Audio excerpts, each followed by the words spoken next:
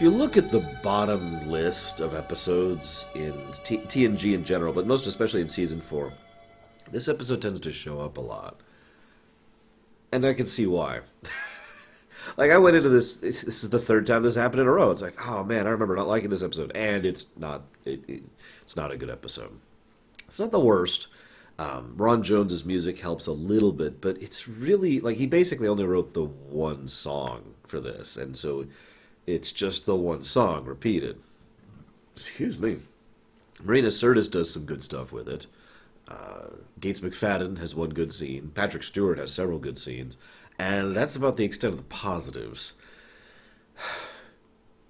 I want to talk about quiet continuity really quick, if that's okay with you guys, before we really dive into the episode proper. Because, well, actually, before we do that, I just want to mention one other thing. I mentioned how a lot of viewers don't like this episode. Apparently, basically, no one making the episode liked it either. Marina Sirtis mentioned how much she hated being up on the rigging. Frakes didn't like it. Cliff Bole didn't like it. Nobody liked it. Everyone was just like, yeah, it's a crap episode. Whatever. Berman made a comment about it, but I'll save that for later, okay? So, quiet continuity.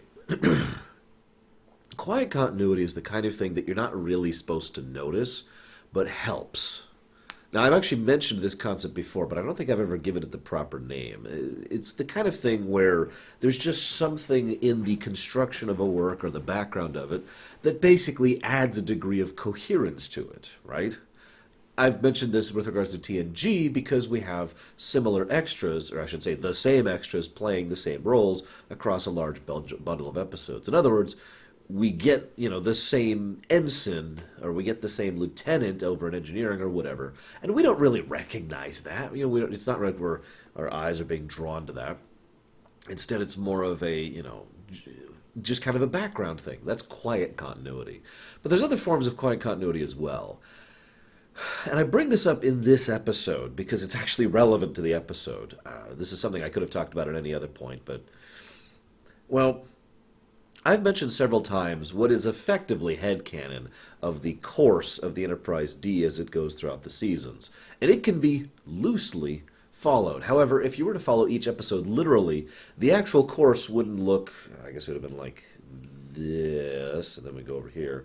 Instead, it would be kind of like this, just bouncing around all over the place. And every now and again, it'd be bouncing around, and then it would bounce to someplace way off track, and then go right back to where it was earlier.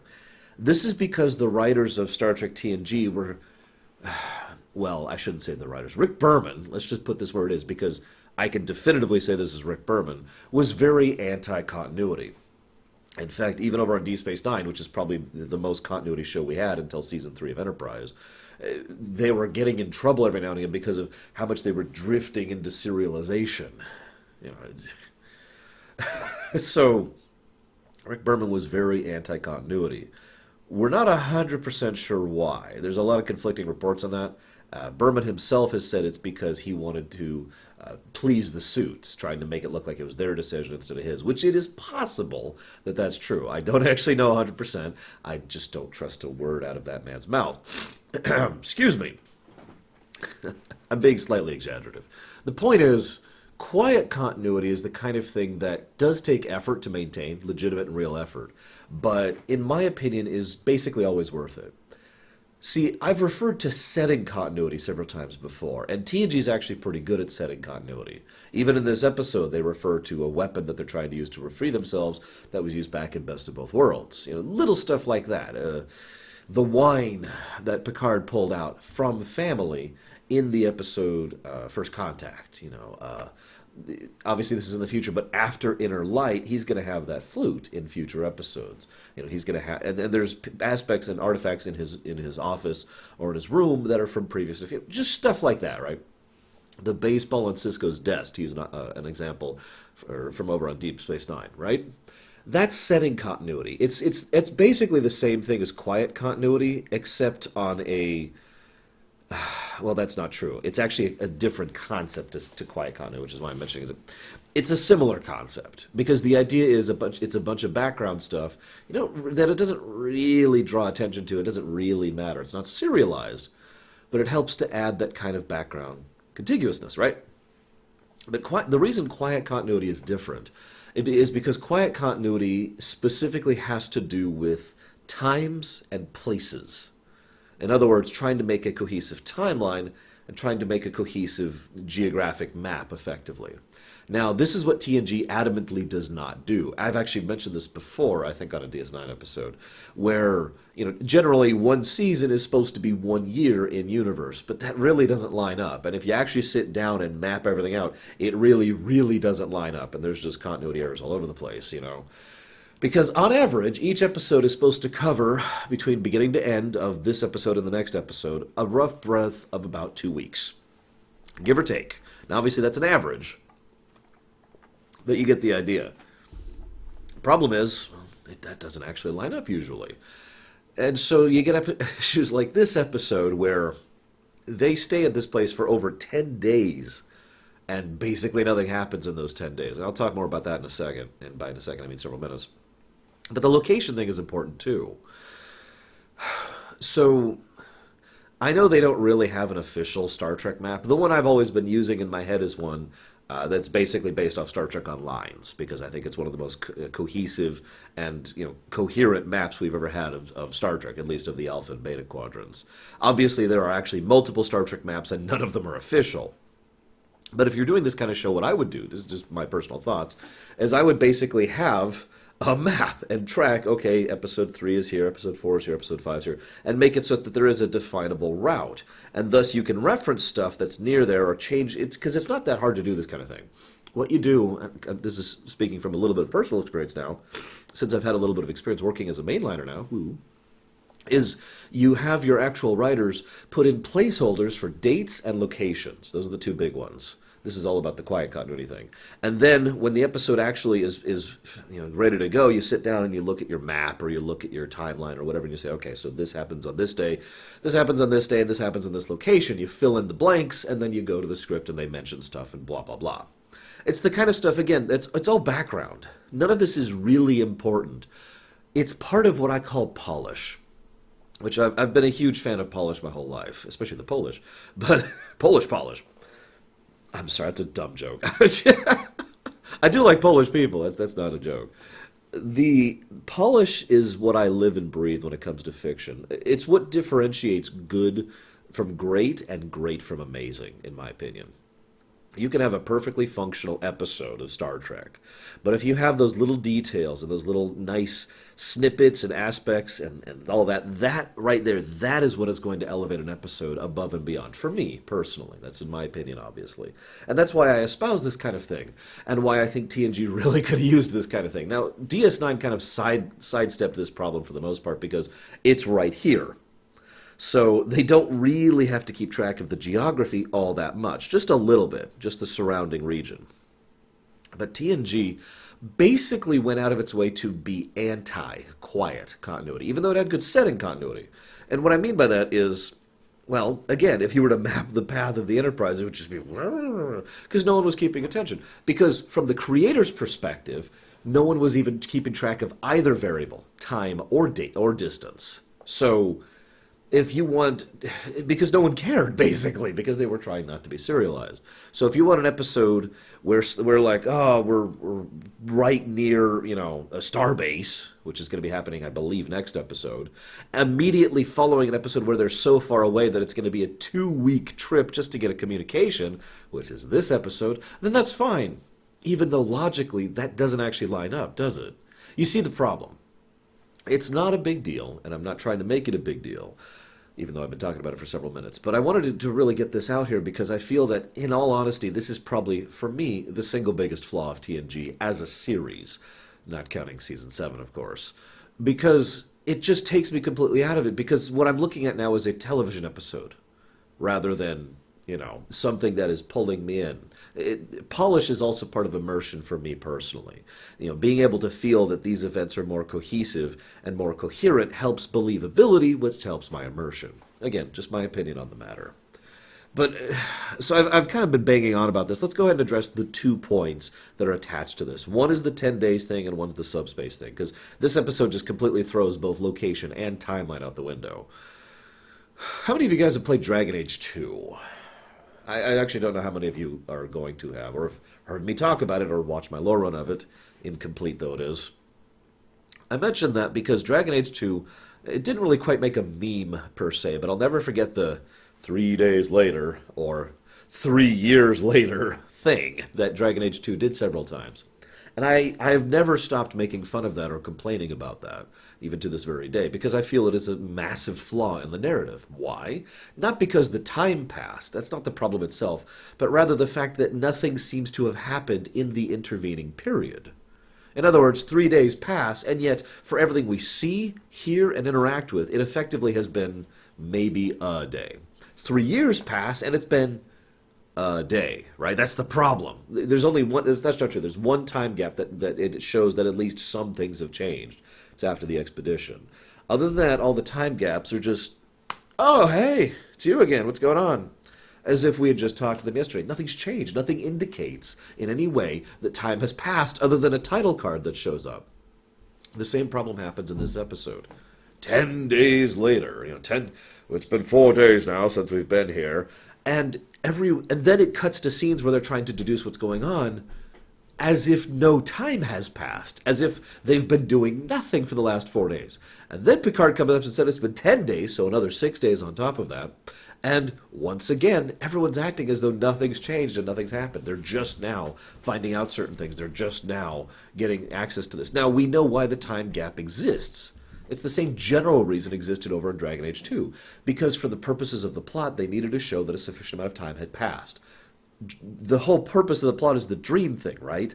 It can't have effect on people if people haven't been not dreaming for several days. Otherwise, it's just, oh no, we can't dream, but we haven't been to bed yet. No, it doesn't matter at that point.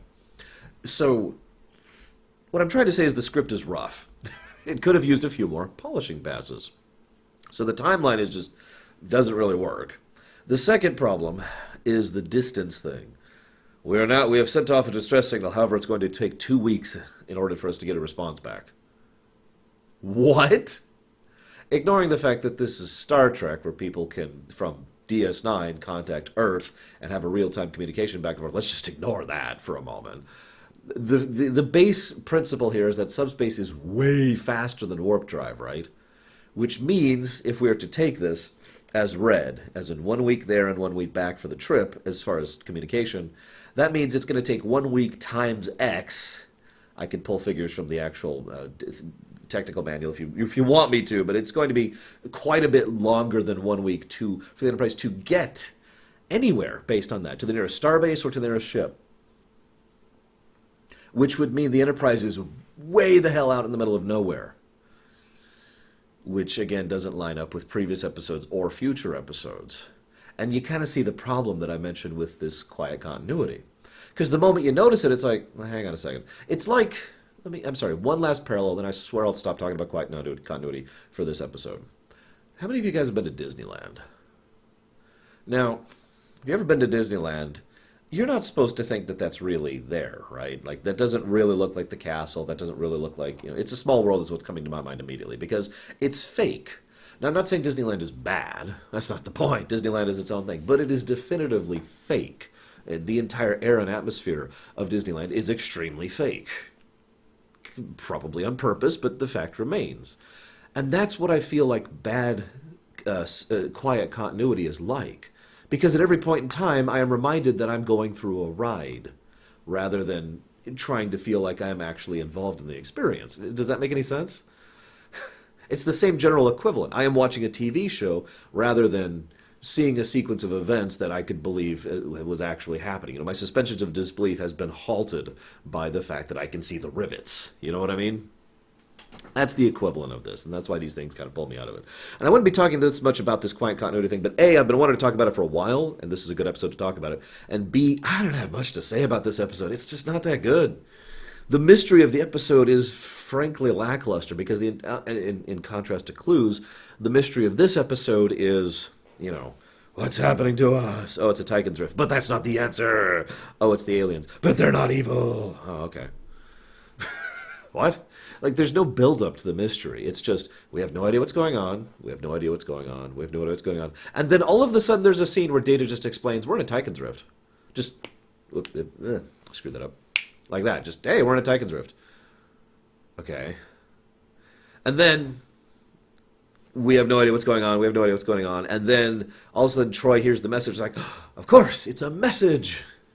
It's just revealed. There's no build up. There's no anything. It's not very well constructed. It's worth noting that the writers who worked on this episode kind of agree with me on this. As I said, nobody liked this episode apparently. So let's go through the episode proper. Right at the beginning, Troy is really vague for some reason. I'm not sure why. And then they go over and it's like, hey, there's a ship where a bunch of people killed each other. Question. Why is it that the computer didn't automate anything to keep track of what was going on with its crew? Actually, I bring that up to kind of bring up a point. Some of you may remember that over on Voyager, which is, of course, several years from this, and on a more advanced ship, the Intrepid class, the ship automatically scans and monitors the brain activity of everyone involved, which may sound a little bit creepy, but I gotta be completely honest, makes a lot of sense given how many times we've seen mind-altering stuff in Star Trek, right? I mean, it's so common thing. Even I've been bringing it up. So maybe that's why. Maybe incidents like this are why Voyager monitors everyone's brain patterns all the time. They also mentioned the crew of 34. In fact, they mentioned that number several times, which I'm bringing up to you because it means, well, that this Miranda-class ship only had 34 people on it. I don't know, I felt like commenting on it because it feels like a really small crew. Even the old Constitution had 100 plus, right? Anyways, there's a lot of clunky dialogue in this episode. I'm just going to summarize that. I actually have several examples written down, but it's like 5 or 6, and then I stopped because it just kept happening. There's a lot of moments where someone says something that doesn't mean anything. There's a line, and I'll give you an example. Geordi says, "This better work, or we're not going to last much longer." That is what's called an unnecessary line. It literally serves no purpose other than to either give someone a line, which Geordi didn't need because he already had several lines, or to pad out the episode. There is zero need for a character who is in a dire situation, who have been in a dire situation for several minutes of screen time at this point, to say, hey, we're in a dire situation. There's also a lot of really clunky exposition. Crusher herself, as much as I like Gates McFadden, has several scenes where she basically just says, here's what's going on. And in almost every case, it's something that we could have been shown instead. Let me give you a direct example again. She tells us the mental state of the captain was deteriorating. Then she shows us a video of the mental state of the captain deteriorating. You see the problem? And if you really wanted to say, well, they only show us the one video, you're right. They could have shown us 2 or 3 or 5, however much they wanted to do this, because they could have shown the descent. In fact, funnily enough, this exact same tactic that I am mentioning was used over on Voyager. Bliss, I believe, was the name of that episode with the space pitcher plant. Because we see Janeway's, 7, I want to say, sees Janeway's dialogue as she's going through her captain's log, and it shows the change over time going through her. It was actually a very effective exposition tool, and I thought we could do something like that. But anyways, then, then we see Troy doing this through space. Well, better space than this. As she's going to the 2 eyes in the dark, 1 moon circles, that whole thing. Now, I don't like this episode, but I have to admit, one of the things that always amused me is how many people constantly bang on only one point when it comes to bashing this episode, and it's the effects for her flying. Marina Sirtis didn't like it, the director didn't like it, the people working on it didn't like it. This was actually an 8-day shoot episode, and I've talked about that before, how most episodes have an average of 5 to 7 days of shoot time, and that's expensive. The more days it is, the more horrible. But you also need so many times, because that was the problem with Shades of Grey. They only had 3, right? So this was an 8-day shoot, and the 8th day was entirely second unit stuff. I've described second unit stuff before, but in brief, the second unit deals with stuff that doesn't necessarily need the main director and the main cast there. Action scenes, long panning shots of terrain, that kind of stuff. You see this in movies all the time, I guarantee it, is the kind of thing that a second unit will usually deal with. So the second unit team actually had an entire day of shooting because of the effects of the cloud thing. And everyone hated it. Now, having watched it again, I have to admit, yeah, it's terrible. I can't be hipster on this one, guys. Sorry. No, it's crap. And what's funny though is it's not complete crap. The effects themselves are actually pretty good. Remove Troy from the scene, insert joke here, and the effects of the clouds and the slow swirling and the binary stars in the distance and like the weird ripples and spider string going through it, that's good stuff. What I would have done, and I know this would have been a little more difficult to pull off, but at the same time, given they already had budgeted for the additional days of shooting, I think they could have managed this. What I would have done is instead of having her doing this thing, which just really didn't work, have something similar to, well, let me use a direct parallel. Later on in the episode, there's a visual effect that is extremely effective. It's when Crusher is going through the morgue trying to figure out what's going on, and all of a sudden everyone in the morgue is just sitting straight upright, stock still. Now that is a brilliant amount of visual imagery right there. It is the perfect kind of contextual creepy and contextual horror that I tend to enjoy, right? So that's awesome. And of course it's a great scene. It's the one scene Gates McFadden really nails because she just the amount to which it's bothering her is all over her face. And something like that is what I would do, because the whole point is that type of contextual horror is taking the mundane and altering it slightly, right? So rather than having Troy flying through space in a tunnel of clouds, keep most of the cloud effect, but have it be on her ceiling. Have her wake up, wherever she is, and she looks up and she sees the twin lights, and the ceiling is just the cloud, right? And this would take a little bit of directorial trickery with regards to camera angles, but as long as you used specific angles like this and this, so that for the most part we're seeing the majority of either cloud or set, and the bleed off could then be properly blurred so it doesn't look like it's an effect bleeding over the thing. We could then see she looks up and her ceiling in her quarters is this giant cloud effect, and she's just looking up horrified as this swirling vortex is above her.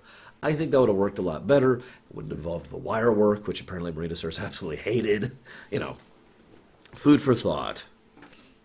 So then we find out they're 2 weeks away from subspace. I'm not even going to cover that again. The ship is drained before energy is useful.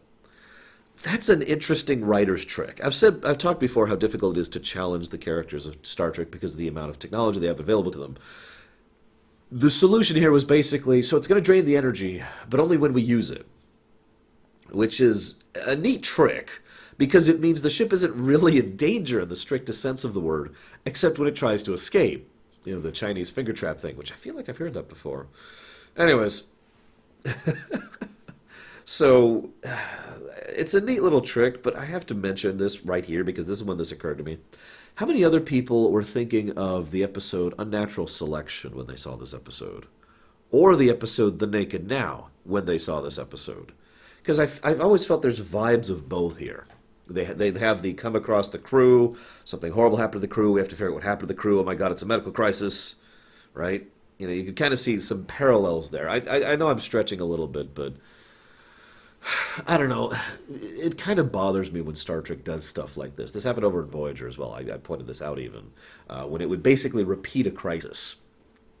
And I've already spoken against the whole concept of the crisis of the week. I get it, but I still speak against it. My opinion has not changed on that. But it gets even worse when the crisis of the week is something that we've already faced more than once on this show.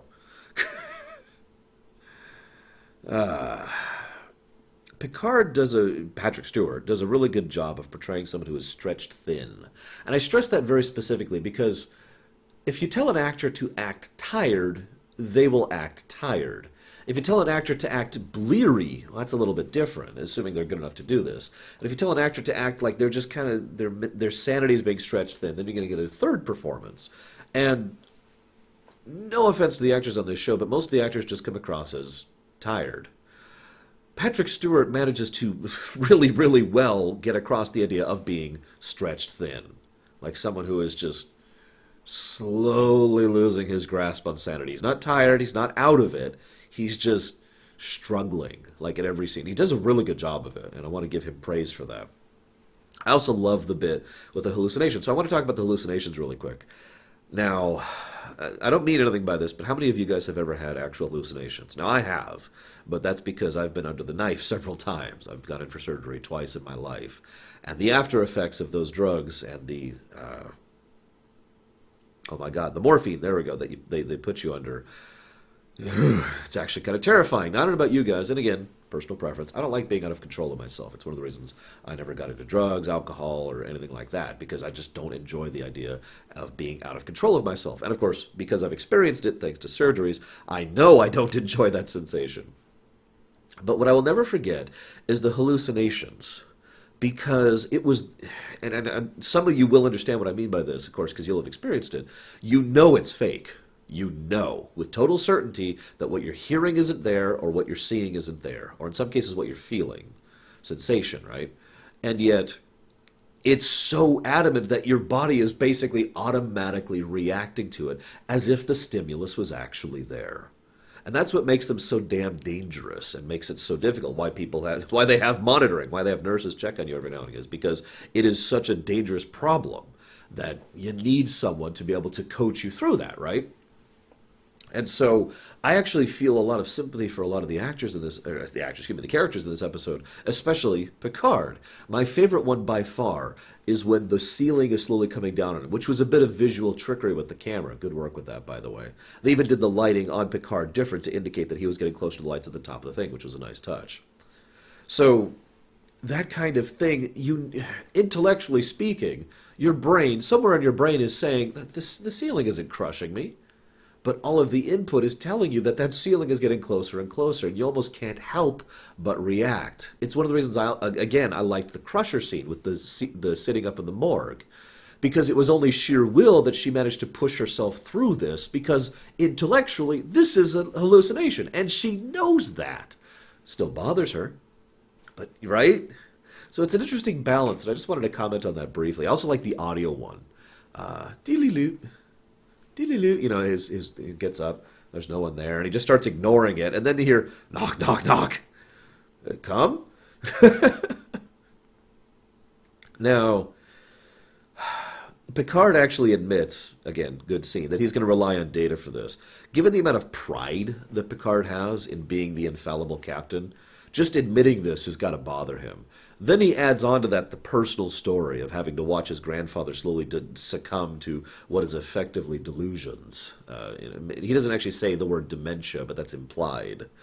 I myself have actually lost one of my grandparents to dementia specifically, so I completely feel that, that there's just nothing to explain. Someone you've known basically all your life not recognizing you anymore.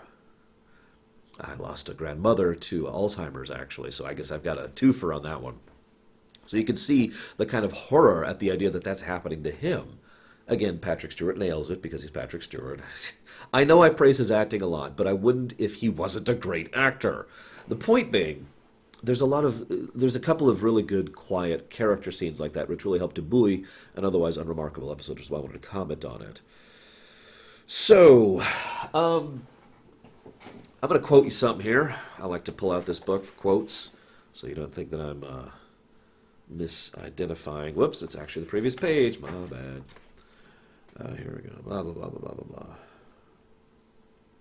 Sleep disorder stories are the most commonly pitched stories we have here, says Rick Berman. Okay, I'm going to stop right there because I don't believe that for a second. The sleep disorder was that our people were not getting enough REM sleep and they were going mad, which is in fact what would happen. It was all medically accurate, but it's kind of hard to follow and got convoluted. I don't think there was anything very terrifying in it.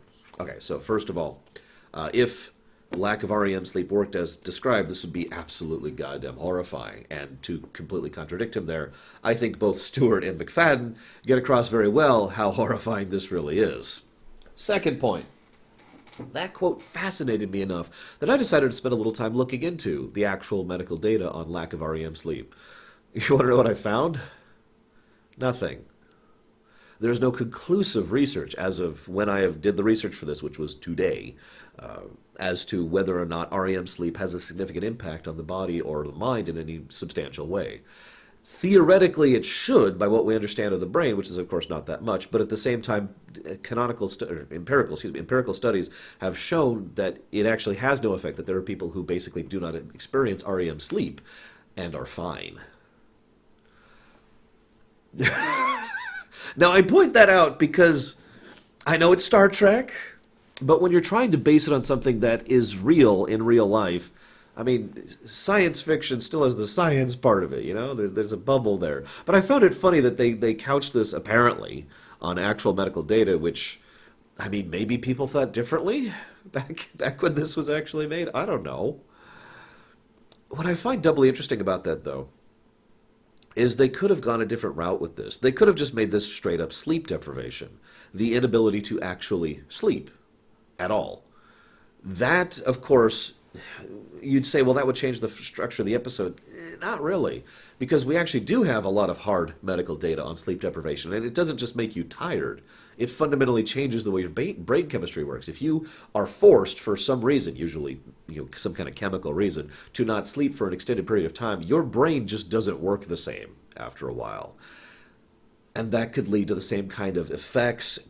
So we've got the irritability, we've got the jealousy from O'Brien, we've got the hallucinations, definitely a side effect of sleep deprivation. We've got the audio hallucinations.